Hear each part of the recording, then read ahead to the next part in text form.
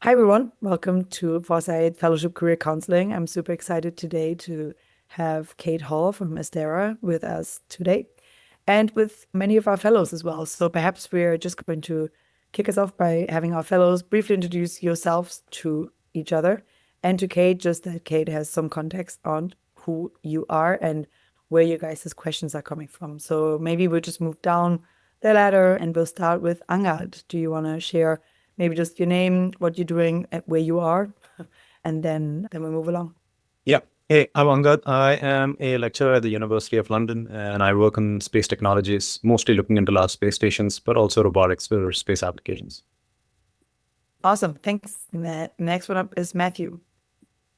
Hi, Kate. Thanks for joining. Yeah, so I'm based in Edinburgh. I do some freelance work on space radiation and modeling for space agencies.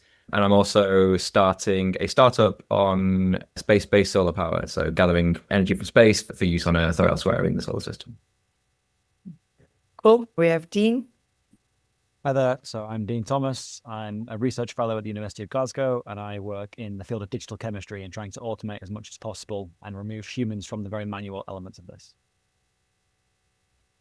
I'm Raghav. I'm a research faculty at Yale studying human aging, building biomarkers for it, and I'm also a principal at Longevity Tech Fund. We have Richie Coleman. Hello, I'm located in Geneva, Switzerland, but I work for a Bay Area startup called Eon Systems, and my interest is in brain mapping, so digitization of brain structure and function to create digital brains.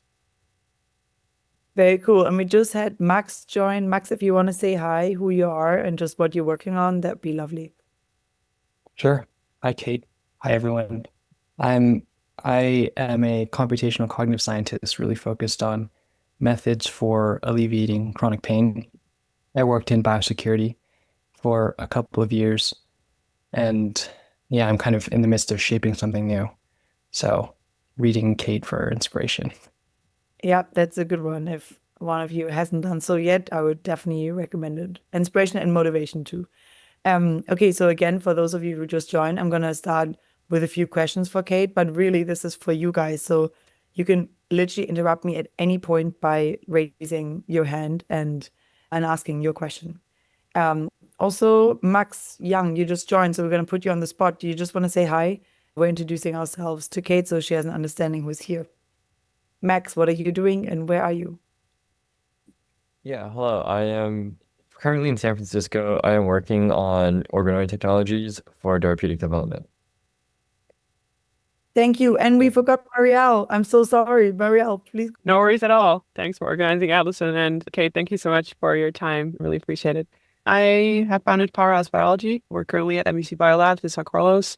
We are generating next-gen therapeutics, focusing on mitochondrial engineering, not just to tackle age-related diseases, but to get humans to be more resilient and durable to eventually, for instance, send them into space. Okay, awesome. Well, I'm going to kickstart us with a few questions, and at any point, including now, you can just raise your hand. So, Cate, I think some of the fellows have already mentioned they've read a bunch of your stuff, and you're, I guess, like infamous for like having written a lot on agency and like on just how to be I guess a life player in the world, but also because you've had a pretty interesting and unconventional path to end up where you currently are, like heading Astera. So, do you just want to perhaps kick us off with like bringing people up to speed, like where you, I guess, like how did you travel to get to the role that you are currently holding? Yeah. Been an interesting journey. It's definitely an eclectic and nonlinear journey. So I started out as a lawyer. I practiced law in Washington, D.C. for like 6 years before finally admitting to myself that I didn't want to be a lawyer.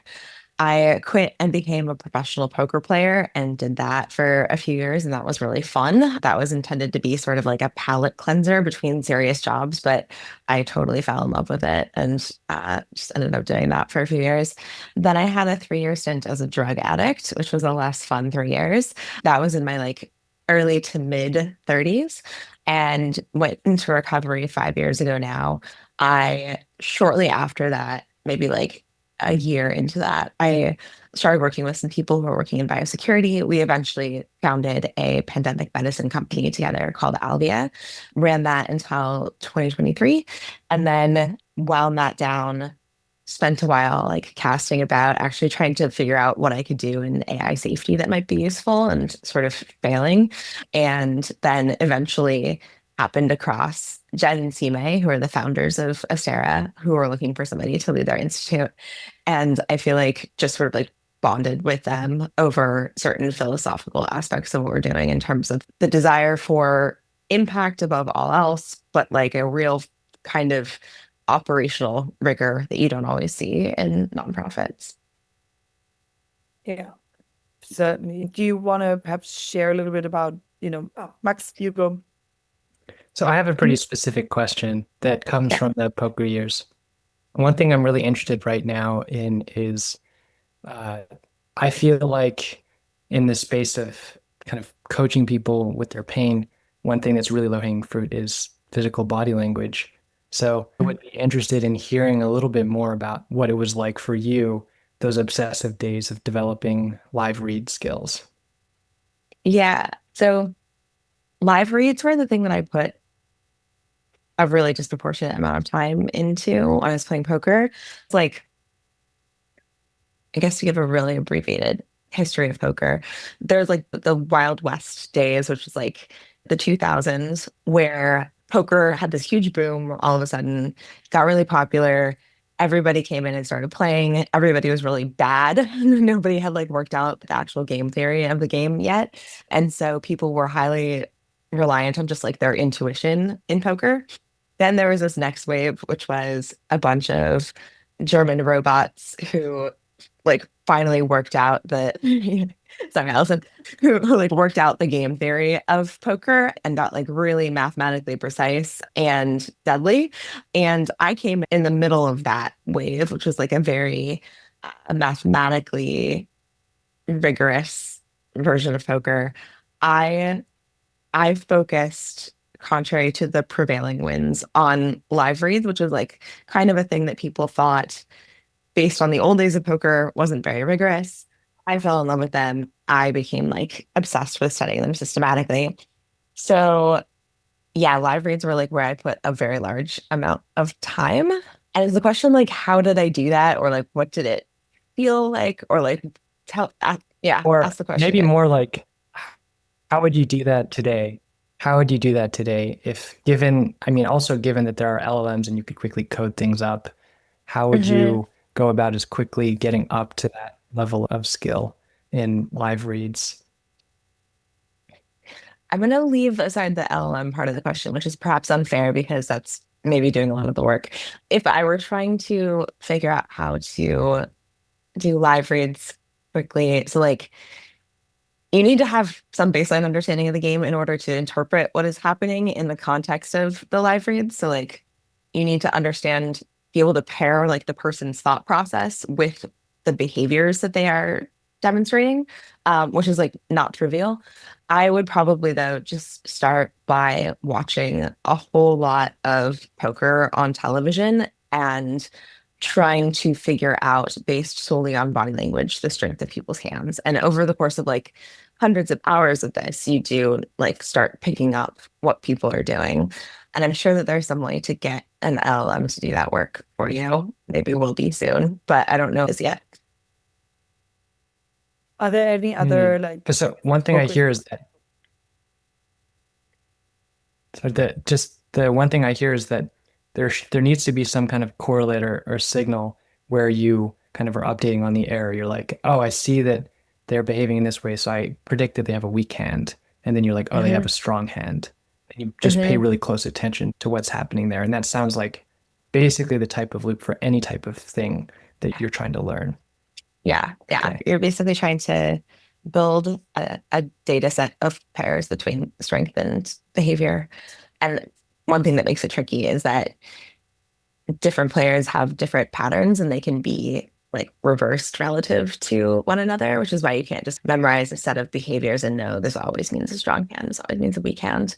But you have to an intuition for what type of player is this player? What is his psychology? How does it like map onto other players' psychology and use that to start have a baseline upon which you start adding behavioral evidence.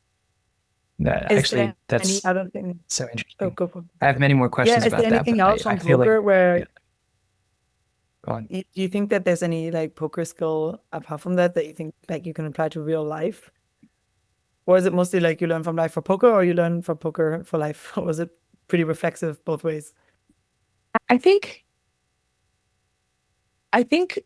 like something that you can learn from poker, you can learn from other parts of life is expected value thinking or like thinking in bets. So instead of basically just like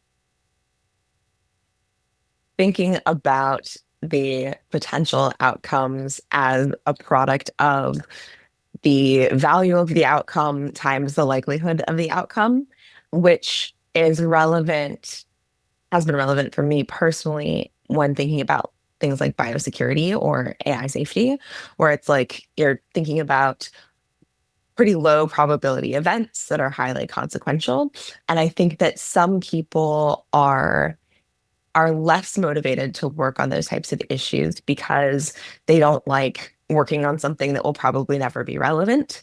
And my own experience hasn't been that. I think that's like a little bit because of poker, hard to sort of tease out causality. Like obviously I like poker a bit because of that as well.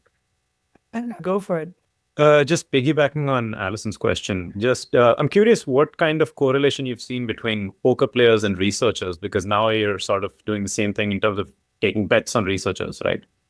So where do you get the signals from? Is it in an interview, or are you also looking at other ways of possibly gauging what people are like? Can you try again with the question? I didn't totally understand it. I mean, I guess you're trying to like place bets in poker of a different kind, bets on researchers at Astera right now, right? And I'm guessing you're trying to sort of transpose those skills in some capacity. Okay. So like, what is the similarity, and is there any similarity? Maybe there isn't. Yeah, I think the similarity is in this like thinking in bets type thing. So like there's sort of an open question for us of how often we want our residents to succeed. We have this residency program. We're actually launching the second cohort of it today, where we bring people in for 1 to 2 years. They work on a very challenging problem, and we give them a lot of support to do that. And because we are focused on having like catalytic impact for the world, doing things that aren't going to happen without our intervention, we don't actually want to pick our cohort such that everybody succeeds. We want to have some error rate that is probably in the like, maybe error rate isn't the right word for it. We want like 50% of people to not succeed at the project that they come here to do. And making sure that number stays high enough is actually really important, because I think that one of the easiest failure modes to fall into as a funder is like picking things that will be successful. And you have to kind of distinguish between like when the person is not right for the project versus when the person is right and will succeed if anybody does, but the thing is so incredibly hard that possibly nobody will succeed. And we're kind of trying to find this latter category and then not worry too much if we have like, a 30% success rate coming out of the residency. Can you share a little bit more about the residency? Because I'm sure that some people here are familiar with some of your residents and fellows, but not everyone is with everyone. Like how do you go by focus areas that you're trying to support and that Astera is interested in? Or, do you just like, spot someone in the wild and support them? And yeah, what, if anything, is Astera like really focused on, like on driving towards? Great question. This is in flux. So the first 2 cohorts, we basically accepted applications from any domain. Let me guess, I'll just say like we're kind of in the process of focusing at an organizational level. So the first year I was here, which was like until early this year, we were just trying a bunch of stuff, trying to spend our minimum amount and like seeing what it felt like we were good at. And then that was like some data. The first cohort of residents is really picked with that in mind, where it's like bio and ice sheet modeling and brain machine interfaces and Mars warming. And the second cohort was a bit like that as well, but a little bit less so. So we ended up like really narrowing down the range of bio applications that we accepted in the second cohort. And then this is like an iterative process. So going forward, we're going to narrow it even more. And I expect that our next cohort is basically going to be AI and neurotech and not too much else, so that we can start to develop some organizational competence in like specific domains and real expertise, rather than having sort of a smattering of different projects. And within AI and neuro, are you focused on any like subfields there, or is it like pretty across the board? Like, do you have a thesis in like AI safety? Like, I don't know, there's DAC and there's like various other different alignment types, or I think we're focused on approaches to AGI that are not based in transformers. So exploring more brain-like AGI, which is what also underlies the interest in neurotech. So like trying to probe the functional components of human brains that are like feel important: intelligence, memory, agency, consciousness, things like this. Try to understand their physical basis in the brain, try to understand what the analogy to machines might be, and then perhaps try to design systems that have some of those functional components. okay, interesting. I guess as in both, this might work better from a just like efficiency perspective, but also possibly safety perspective. I guess it's like both. Yeah, I think that's like the hope. And it's just a little too early to have a really well-developed understanding of whether that's true. Interesting. Yeah. If Go. I could jump in real quick, this is exactly what I'm working on. So maybe we can talk afterwards. Yeah, sure. Okay. Richie, Yeah, quick question. If someone applied to the residency program in the past and didn't get in, would you recommend still applying or no? Asking for a friend. It depends on whether the project is one that is in that relatively narrow AI/neurotech focus area. I forget, is yours? Brain mapping. Brain mapping. Okay. Yeah. Okay. So potentially, yes. We accepted one person in our second cohort who we did not accept in the first cohort. So we try to tell people pretty early on, like if we see an application from somebody who's applied twice, we try to get to a decision as quickly as possible on that, so that we're not asking people to like waste additional cycles if we don't think it's going to work. Yeah. Got it. Okay, thanks. Hi there, thanks so much. These are very naive questions. How many people do you get as applicants, and roughly how many did you take on in the respective cohorts? And what's your plan for the next cohort? So in both cohorts, we've had about 170 applications and took only 3 of them. We hoped in both cases to take more, but we just have the number of applications that we're really excited about that we are. And like the consequence of this is that we put more resources behind the people that we have. I don't think it's necessarily clear from the materials that we share when we're like initially advertising the program, but we're putting, millions of dollars into each of these programs. I would love to have more in the next cohort. And I'm hopeful that because we're narrowing the focus, we can actually do real targeted outreach to people, whereas it's always been just like passive so far. And I think that could be a factor. I mean, I think deciding to sort of narrow down and be super selective about bio in the second cohort was a factor also in how many we ended up choosing. like once become like a resident, like what does it look like? Because does everyone get similar amount of support, or like is it like pretty tailored? It's pretty tailored. So people submit a proposal as part of the application process, and like it's just very dependent on what the resident needs. We have a couple people who have like one teammate and budgets of like under $500,000. We have a couple of people who have teams of like up to 10 to 12 and budgets in the millions of dollars. It is just very responsive to what they need to do the project that they want to do. Cool. And can you tell us like a tale of like perhaps like one recent resident or something where like because these 50-50, you're aiming for 50% success rate, you know? Who are the failures? Who's going to fail? Was it a successful project? Is it just like the specific milestone of that? Yeah, well, most just like Oh, you're cutting out. Is Allison cutting out for other people, or is it just me? it's kind of difficult to tell what success even means, right? I lost your question, Allison. To me, she's frozen. Yeah. Yeah, same as she's well. frozen. Maybe I'll try and chip in for what I thought our question was. What does success Okay. kind of look like? Back. Are you there, Allison? I heard a voice. She doesn't look back. Okay. Yeah. Okay. What does success look like? I think that there's like a couple routes that people can go at the end of their residency. So when we initially conceived of the program, we were thinking this will be a limited term engagement. We will help people to start organizations coming out of the residency, and that can be a for-profit, it can be a nonprofit.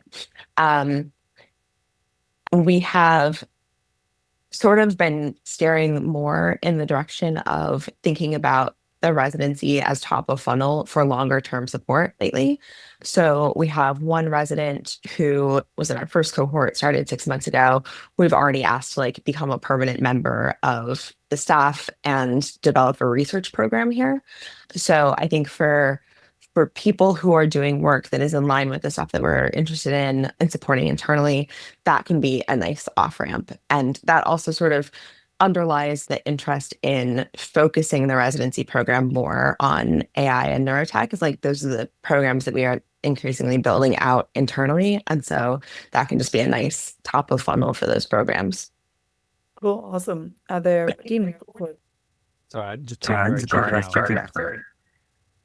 How focused are you in bio? How does that expand? Is it kind of making interesting drug precursors for targeting different end game? Like how bio is a very big space. How far are you willing to go beyond there? Is automation of equipment and things like this and high throughput technologies inside of that, or is it more focused? So we're currently reducing our focus on bio, and other than the sort of limited domain of neurotech and some neuroscience to support it, we're not really doing much bio right now.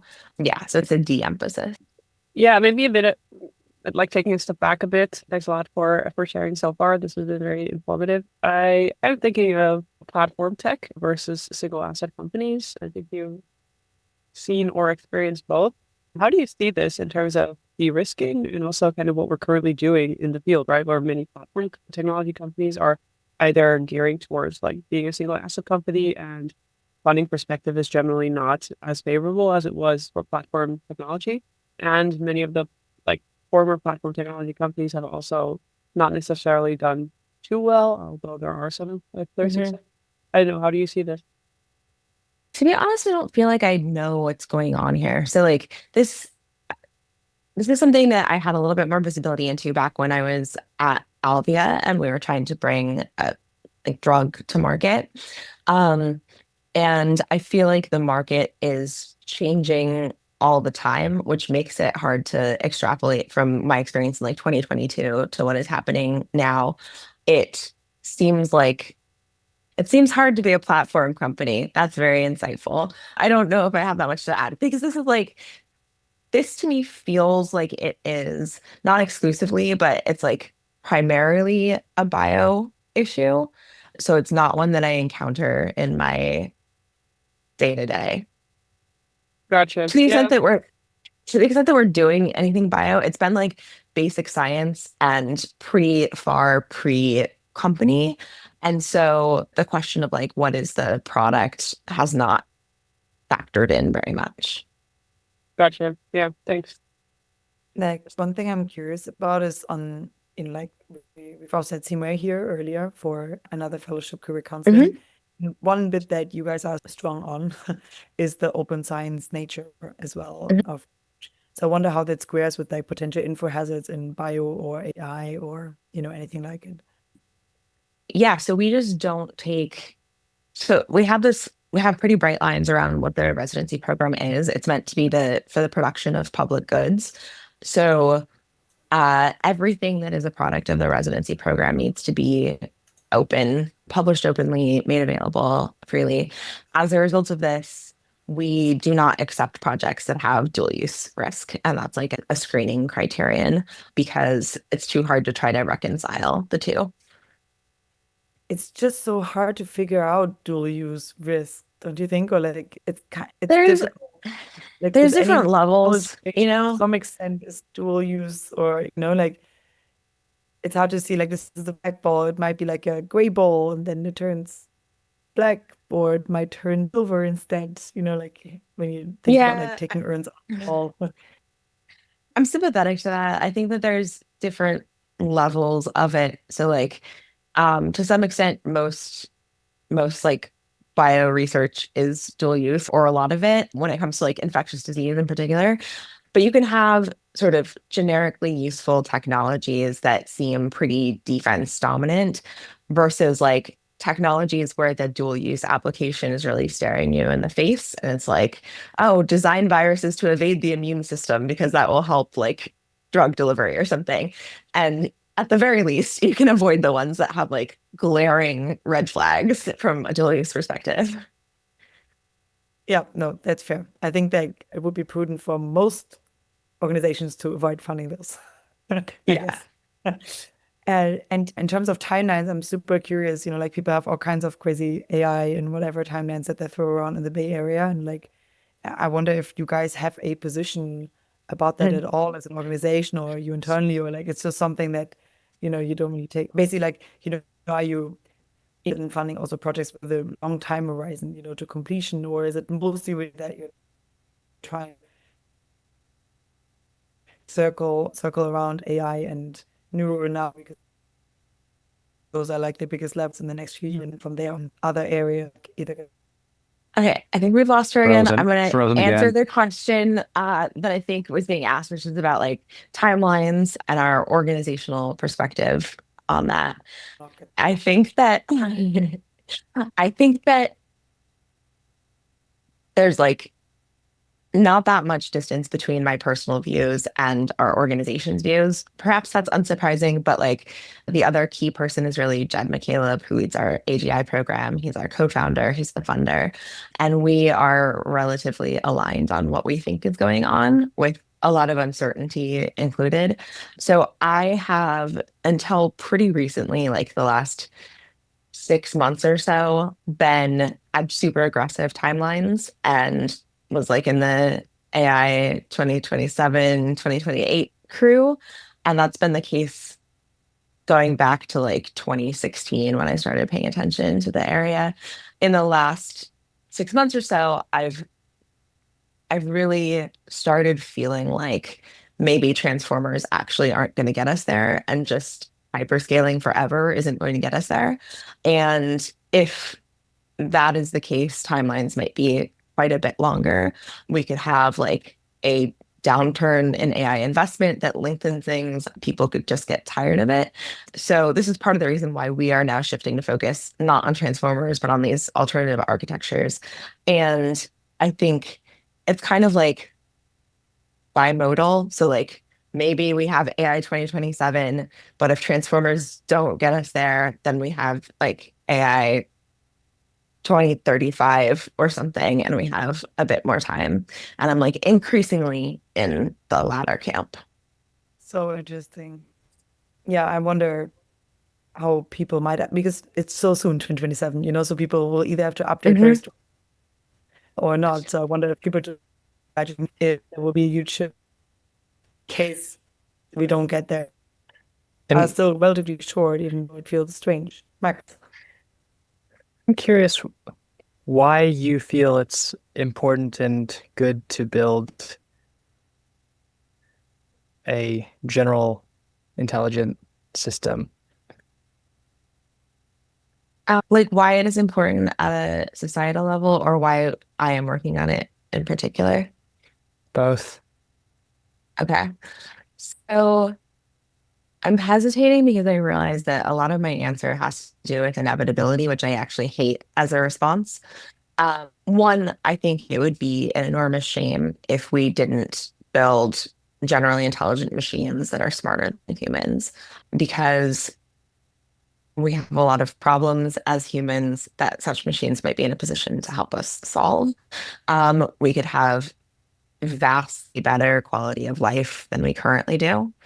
It doesn't like answer the question of why hurry up and build it. And on that, it's like, I think betting on non-transformer architectures is to some extent like stepping out of the hyperactive arms race that the LLM companies are focused on, and trying to do something that is going to be hopefully a bit safer, as Allison was saying, something where we have more ability to understand what machines are doing. In terms of my personal motivation, I tend to think that no matter what, humans will not be the dominant species on Earth in 50 years. And I want to make sure that the thing that is the dominant species is good, like shares human values, is conscious. So the light of consciousness does not disappear from the universe. Like ensuring that what is actually created is good and something that on reflection we endorse seems really important to me. And it does not seem like the default path if you're just like a hyperscaling company that is trying to create products. So you feel like you can shift the default path with, and that seems to be most of the logic of why you're trying to build it now with Astera. Yeah, that is right. And it seems like, I mean, you've been in the EA space for a fair while. I wonder if you've changed your mind on arguments from, like the more standard doomer, like Yudkowsky and Bostrom. Crowd. Yeah, I mean, I think general take is like a lot of those arguments are valid. I probably look at those and reach a lower probability of catastrophe than some of those people do. And I am kind of willing to accept the bargain of low single digits probability of disaster in order to like get through this period that we're in. I think that I'm starting to depart from them on timelines. And the big place where I've really started departing from EA thinking is like, I'm a lot more focused on how do we make sure that provided we survive into the future, that we have the best future possible. I think there are a lot of people focused on the technical alignment problem and trying to avoid like the sort of catastrophic behaviors that we worry about in some of the bad scenarios. There is very little attention paid to among all of the worlds where we survive, like where in the distribution of like good for humans do we land.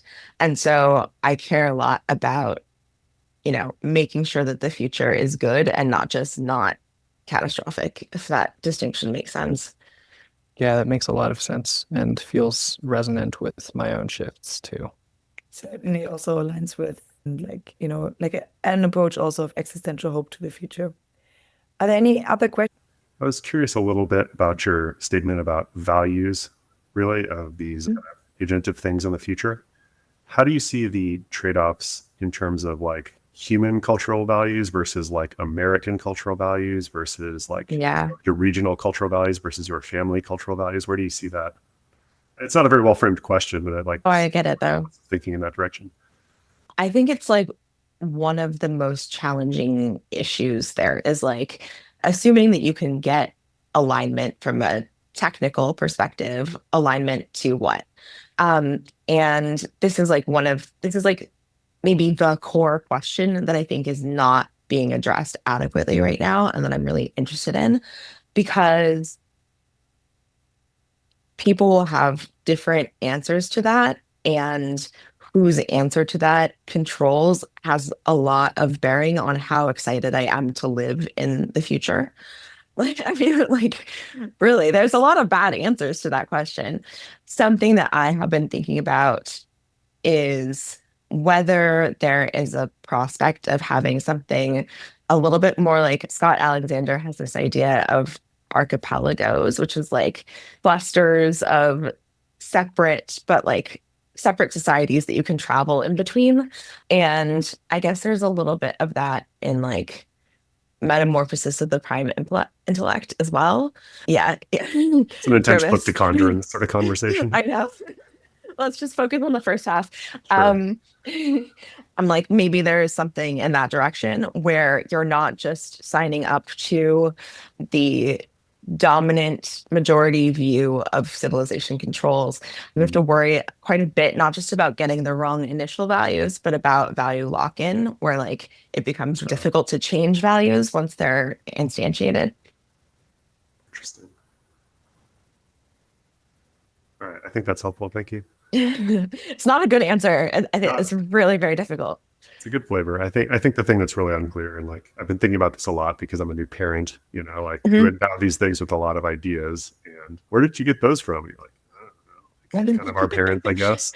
Right. Like maybe that's not always the best set of choices, but good, better, and best are part of what the question is about. Like, you know, how do you stack these various behaviors and tendencies?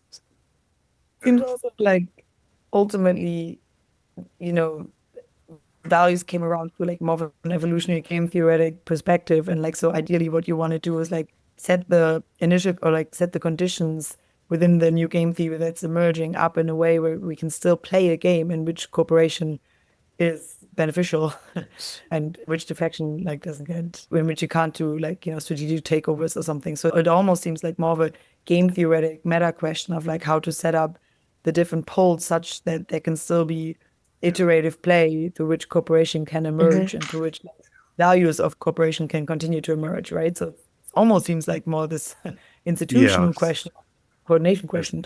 There's also a question of whether you want like a large diversity of different strategies to promote, you know, exploration, right? It's like we've got a lot of different governmental structures on this earth, and by and large, that's actually been kind of interesting. You know, I think it's interesting we haven't all tried the same answer. And they have strengths and weaknesses, and I think the way we align these things will also have strengths and weaknesses. But you know, they're in some ways competing. You know, there's a finite amount of compute we're going to spend on this earth. So where do we put that? I don't know. Touchy. Yeah. Cate, has your kind of experience with like more of a game theoretic mind perhaps like influenced your thinking on like the value question as well, or? I don't quite understand the mapping. Oh, well, I guess it just seems that, you know, in game theory, like, or at least evolutionary game theory, right? Like if you look at the emergence of our values, oftentimes, you know, like many of the kind of like intuitions that we have that are like more value laden, like an equal split is a fair situation or something. People seem to think that it can, like that it likely emerged through like iterative play where like, you know, these splits, like just like you have like an iterative game theory emergence of values of cooperation being better, like saying the truth better because it's useful for like future cooperation, and you can basically castigate or punish defectors. And once you have iterative play, basically like values of cooperation as we know them can emerge, or at least they seem so in like different. I think I may just accept that as a statement and call on Max. Semi-related to this line of questioning, you've talked a little bit about spirituality and your changing sense That's kind of of God, what God is.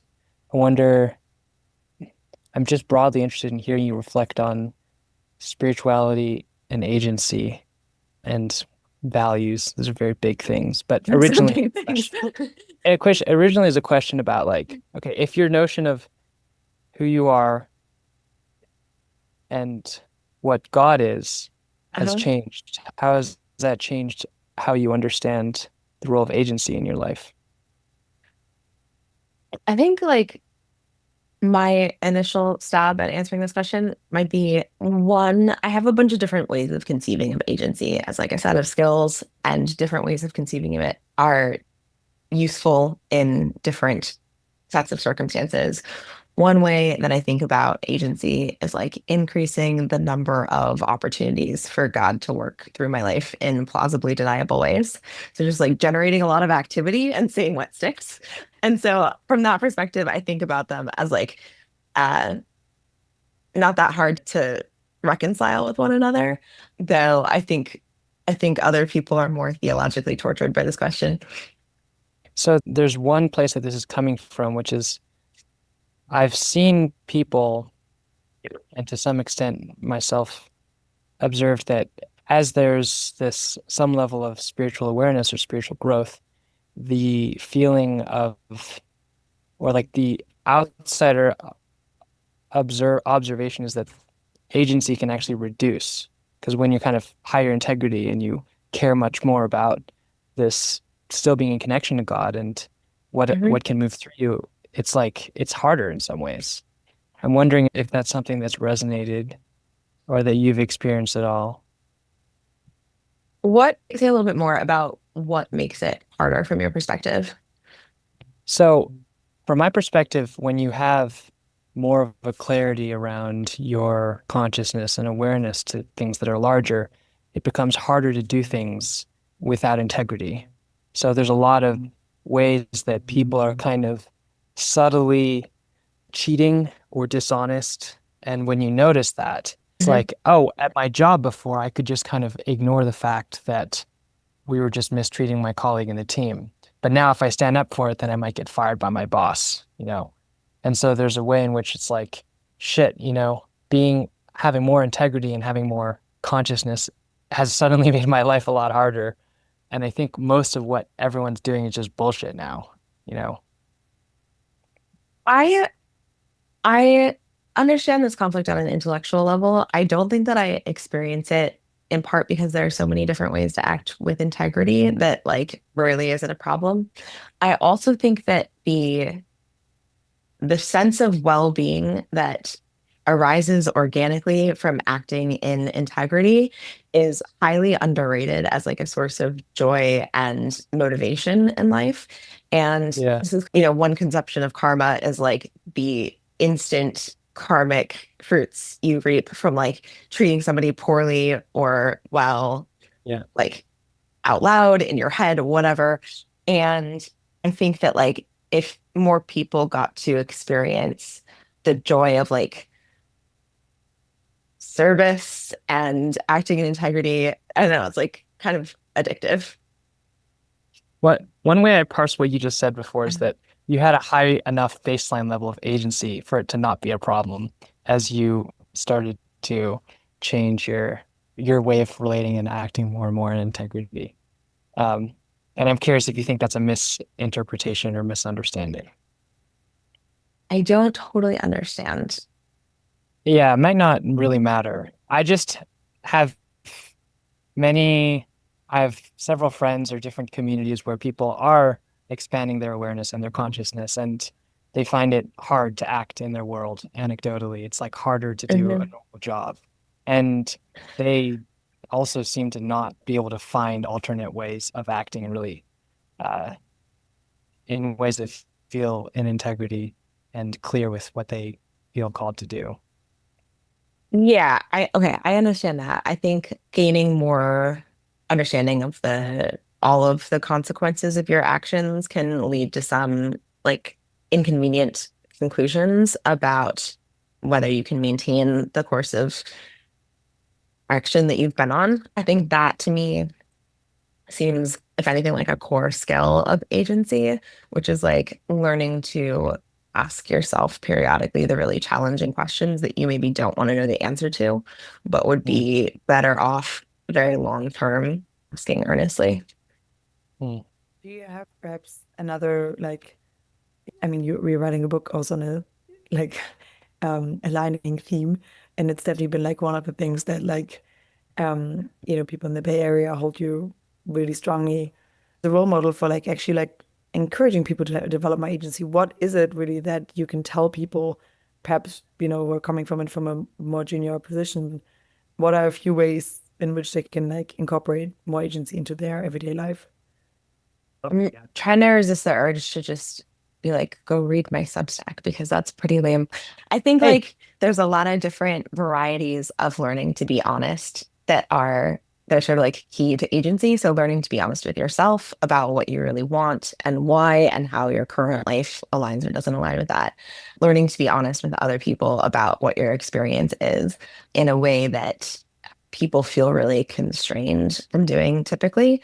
I think people put a lot of constraints around themselves in terms of what they are allowed to do that both aren't real and aren't responsive to some underlying concern about harm to other people.